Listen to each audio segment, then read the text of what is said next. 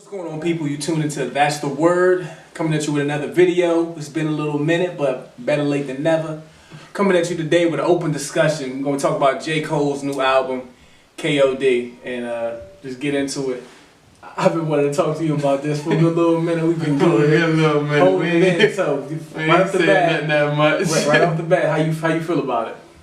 On a scale of 1 to 10, what would you give it? That's the bad sign right there. Nah, because I mean, scale of 1 to 10. I mean, that's kind of. I would say scale of 1 to 10 from the albums today. On a scale of 1 to 10, from what you want the album to be, what would you say this joint is? I'd say 7.5, maybe something like that. And I feel like that's being real generous. I would give this joint a 6 to a 7. You know what I'm saying? Like, for me and everybody, people are like saying J. Cole's really good. Mm-hmm. He's great. Anybody that's saying that kind of stuff based on listening to this album right here, go back and listen to Born Center and listen to 2014 Forest Hills Drive. Those ain't classics either, but them J's are better, I feel as though, than what he put together with this. What you think? Hey, man, but I'm like, first of all, he's as far as the young. I still call him Kendrick and like Drake. We still I still call them dudes as the younger dudes because I think the OGs like Kanye and them. Mm-hmm. So and he's still my favorite rapper out of them. I think he's a better rapper than Kendrick. You prefer him to Kendrick. I like his rapping style better. But fair enough. But yeah, I mean, a lot of this shit, like, what you think about the intro? The intro is cool. He's trying to set it up as KOD, it's kids on drugs. It's like 3 meanings. Kill your demons and kill your demons. Yeah. So he's trying to bring you in with that whole theme saying, it's a whole bunch of demons out there, pretty much a lot of things that can be afflicting you, but there's multiple ways to deal with those different demons and, to choose wisely. That's how he's starting off, to make a long story short. But the thing I thought about that is, and I know you probably, that Jake sounds a lot like a Kendrick type vibe. I didn't want to say that. And it killed me saying J. Cole, like one of my favorite, it killed me saying, but it's like a lot of things a lot of people do. It be feeling like a Kendrick, Kendrick, how he brought it in with the trumpets, had the jazz vibe, and how he was changing his voice up and stuff. A lot of people bite off each other now. It's like an accepted thing. Hip hop is no longer like a real. I want to say you still see some competitiveness between different rappers and stuff like that, but it's not like where you biting and now we're gonna fight and I'm gonna make a good song because you bit off me. People don't really care. And as we go into the album, you're already talking about. It sounds like Kendrick. To be honest with you, I didn't really. It's some songs on here is cool. Like, I get what he's trying to say in a lot of them. ATM was cool, was fun. Motivated is fun.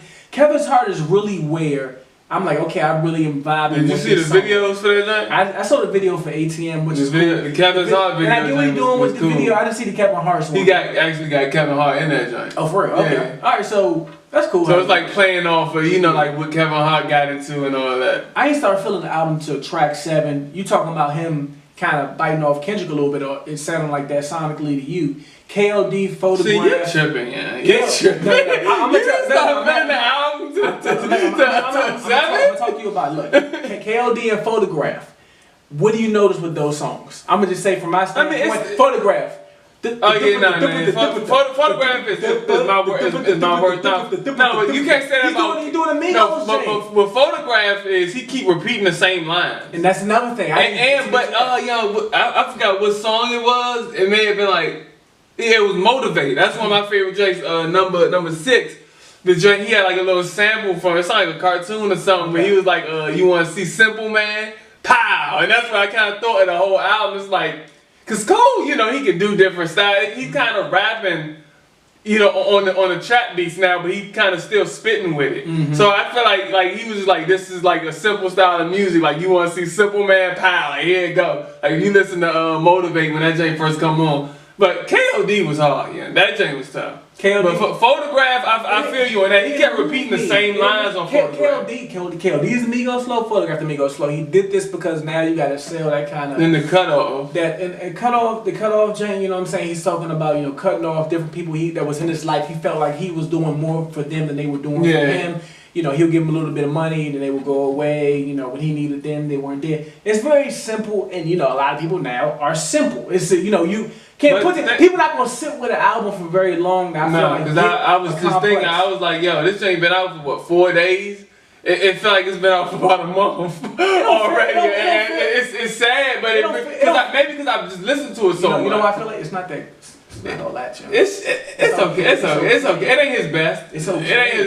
You know, it ain't straight. It's like I said, it's Jake's. I'm gonna tell you, when I say I didn't start feeling it to 7, it's because for me, KOD is skippable.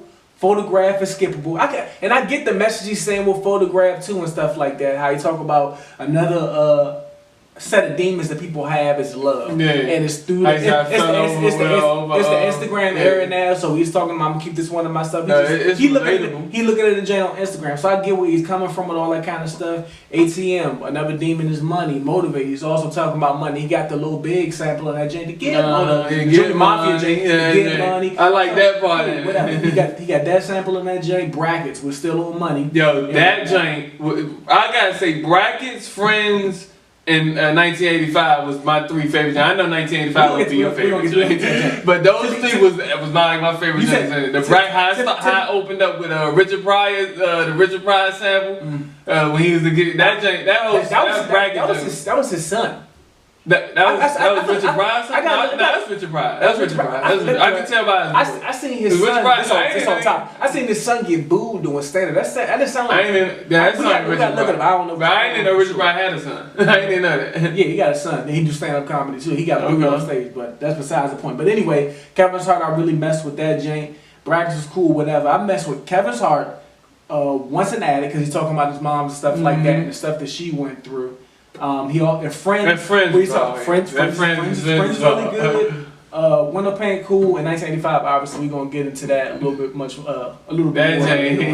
How'd you? Obviously the song. First of all, you probably don't even know who he's talking about. When he's talking about the record, you don't know. And I looked it up too because I never heard a Little Pump song. I've never even heard a Little Pump. If y'all don't know, looking at it, like I'm 25 going on 26. My brother just turned 23. Like, and we feel like we old or something. A lot of dudes, Lil Pump, Lil Xan, I've heard of them dudes. Know them, yeah. Like just because of things like the things that they've said. I just looked. But I looked up. I was like, who? I wondered. But I like the way he did it because he did it so it will go for any rapper. Kind of. You know what I'm saying? The way he didn't say his name or nothing. Because, like, why would you say his name? Because in a couple years, he may not even. So I like how J. Cole laid the verse where he was like, that can go for anybody. What's funny about hip hop now, if you want to, it's J. Cole's hip hop stuff like that. What's funny about it now is that song is considered a diss track. People. Yeah, go listen to No Vaseline. Go listen to you've heard Hit 'Em Up and stuff like that. Go listen to real. Even Take Over and Ether. Take Over Ether, like the real. They were actually saying each other's names. If you got a problem with it, they were actually even in Pac's diss joints on his last album, the Machiavelli joint. He was actually saying Nas, Jay-Z. He was saying the names. This 1985 to me, that joint is just more. It's an informational type song. It's kind of like if y'all listen, if you look at Boogie Down Productions, KRS-One had a song in which he's telling like young MCs how not to get jerked when you do hard work. That's the name of the song, how not to get jerked. And with this shit right here, J. Cole was telling them like, yo, people saying you corny, I don't really mess with it like that either, but I like to see you get paid. You a black man, do your thing. You're not really thinking about other young black kids out there and whatnot because you 18, 19 yourself, but just be consciously aware of the messages that you're putting out there for other people, and just know that in a couple of years when this fad is over and whatnot, you probably not going to be grow up. You like when your fans gonna grow up. Think about the shit that was out. Like we had the fucking phase where it was like crunk music and stuff like that. We had Lil Jon and everybody was doing that kind of stuff. And you still got people doing auto-tune, but that jam was real big. But like T-Pain, everybody was trying to get on that flow. I remember like and people still doing it down south. But remember like the Air Force One type stuff. It's with Nelly, it's always fad. And with their concerts. You had the Laffy Taffy joint, Soulja Boy type joint, Hurricane Chris, all that vibe. Y'all going to there? Ain't nobody listening to them. And that's what. But at the same time, that's what some people here for. There's some people here for that, and then there's the other ones that like. And J. Cole is pretty much saying, just you know, when you got the chain and all that kind of stuff, he's saying all that, the chain you got, the jewelry, like the fake friends and whatnot, just realize they're only going to be around when it's sunny days, when it's raining and stuff like that, and you really need that money, you know what I'm saying? You're not gonna have it. All you're gonna have is these cars and these chains. And he's telling, I hope you're gonna have, make enough to get your mother a house and a bunch of shoes. It was smooth how he put that shit together, and that's like a crazy good way to approach kind of rap today to like some of the younger artists and whatnot. Again, that was.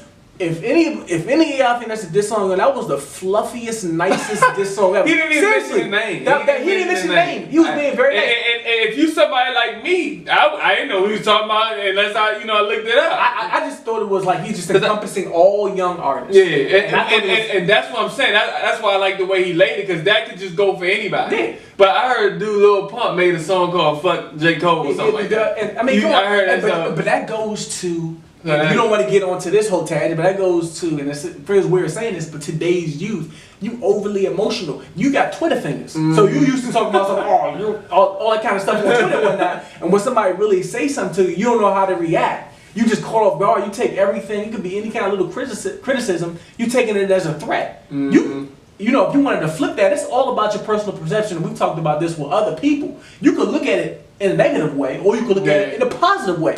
You could take the game that he gave you and apply it in a positive way. Maybe get your skills But see, then I also like how he was like, you know, when he was 18, that's what he was thinking. He was thinking about partying and females. He said that in the joint. But we listen to Young Simba and stuff. Yeah, and we got I don't think he was older than 18. I think when he came out, maybe he was in his 20s. We first started hearing the warm up, but he never vocalized that type of stuff in his music. No. He was always on some more mature music. But the 1985 song is very good, but also that's something else.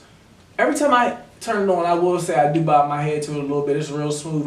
I really like the way he put it together. It's not really this song to me. It's like informational. You know, like for people out there that's, you know, coming up in the hip hop game that may not be in a certain lane. Like, and there's something else. KRS-One said, you know, people talk about culture vultures, but he's pretty much says anybody that's not uplifting hip hop is a culture vulture. You know what I'm saying? You kind of like taking away the true essence of what hip hop is supposed to be, and you perverting it for your own monetary gains. You know, so I mean, it's just information. 1985 was a good song. The album as a whole, again, I'll say that album was hard to me. The album was hard.